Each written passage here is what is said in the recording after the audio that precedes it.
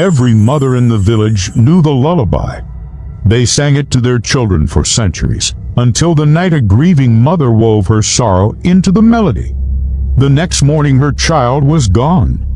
Only a single tiny handprint, burned into the cradle, remained. They say if you sing that lullaby now, even hum it under your breath, she comes. Not for you, for your child. You're sitting alone in a dark room, maybe your bedroom. All the lights are off, but there's a soft glow coming from underneath the door. It's the kind of light you can't quite place, not moonlight, not firelight, but something else entirely.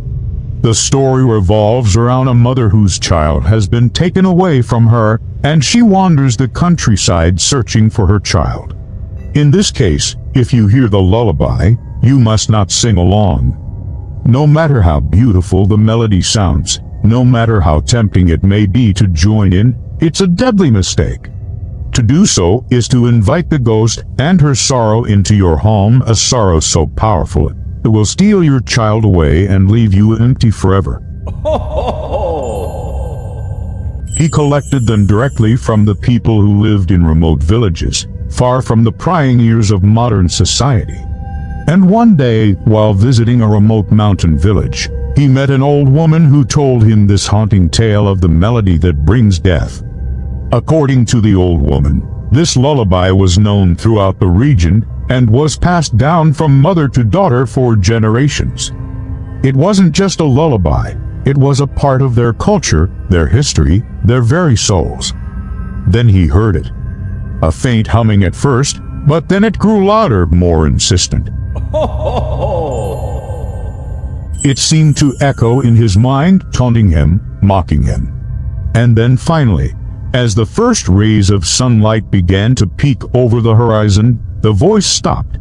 Will you heed the folklorist's warning and stay away from the lullaby? Do you feel the cold breath of the spirits on the back of your neck? If you do, run. Don't look back. Don't question it, just run. If you don't, then count yourself lucky. You've escaped the grasp of the melody that brings death. But if you do hear it, if you feel the spirits at your side, then remember, you're not alone. The spirits are here with you, dancing in the darkness, singing their mournful song. And as the night wears on, they'll grow stronger, more insistent, until you can't escape the haunting melody that brings death. Or will you be like the foolish young man and risk everything to hear the song of the spirits? Remember, once you start humming, there's no turning back. The spirits have a way of finding you, and once they do, there's no escaping the haunting melody. The folklorist collapsed to his knees, exhausted, terrified, and utterly alone. He had survived the night, but at what cost? The experience had shaken him to his core, and he knew that he could never go back to his old life. He had seen the darkness, heard the voice, and it would haunt him for the rest of his days. Another voice was joining him, singing the lullaby in perfect harmony. The folklorist froze. He tried to stop singing, but it was too late.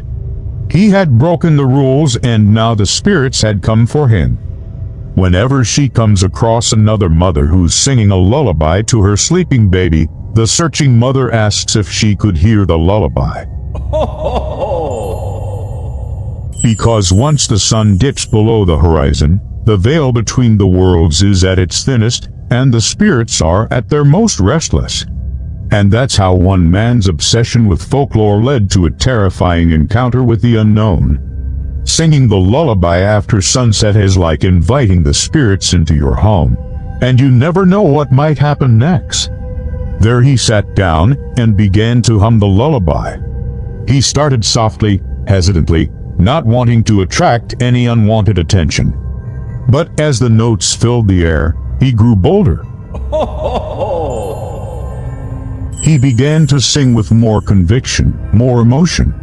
And as he did, he felt a strange sensation wash over him. It was as if the spirits themselves were responding to his song, as if they were drawn to him, reaching out from beyond the veil. Maybe it's simply because children are more vulnerable, easier to take. He could feel the weight of the old woman's words, the gravity of the situation. He knew that if he were to break the rules, he could unleash something terrible, something that he might never be able to control. But he was a folklorist. He needed to know more. He needed to understand the full weight of this tradition, the full power of the lullaby. So he decided to take a small risk, a risk that would change his life forever. Or maybe it's because they remind the ghost of her own lost child. By stealing another child, she can momentarily recapture the joy and innocence that was stolen from her, even if it means condemning another family to a lifetime of sorrow. And when the other mother obliges, the ghost uses her supernatural powers to swap her child for the other mother's. So in the morning, when the other mother wakes up and realizes what has happened, it's already too late. The ghost has vanished, taking her child with her forever. Something like the Northern Lights.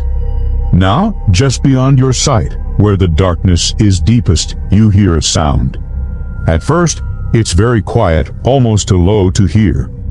But then it grows stronger, taking shape. There's no mistaking it now. Someone is humming a tune right outside your door. This story was recorded over 50 years ago by a well-known folklorist during his travels across Europe.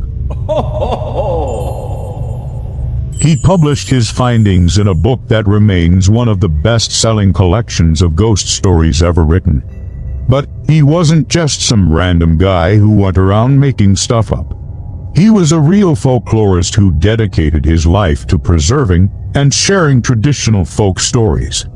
His work had a profound impact on the field of folklore, and his books continue to be read and enjoyed by millions today.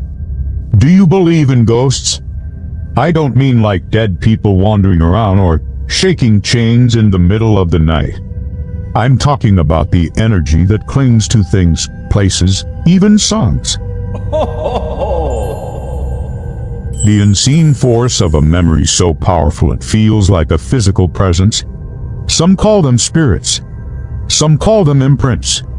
But all cultures share these stories of songs with a second voice, melodies that linger long after they're sung. Tonight, before you sleep, I want you to close your eyes and imagine this.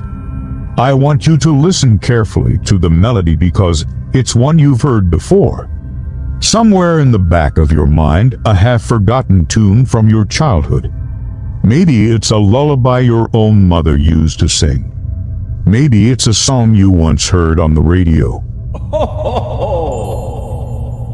Maybe it's the theme song from your favorite show.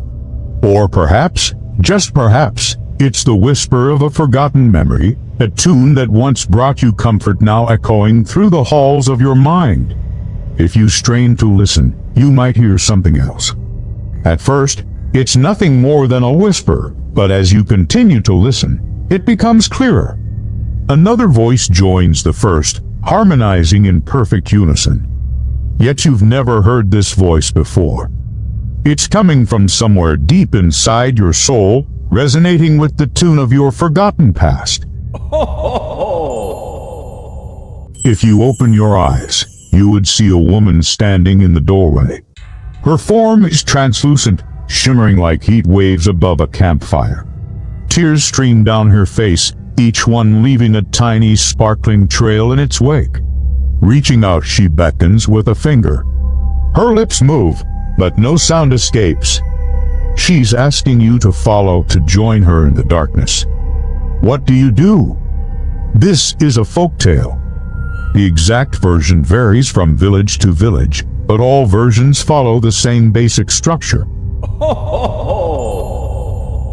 It's a haunting tale, and like many ghost stories, it serves as a warning to those who dare to break the rules. But why does the ghost take only children? Why not adults? Now let me tell you, this isn't just a story from some creepypasta website. So, how did he come across this chilling tale?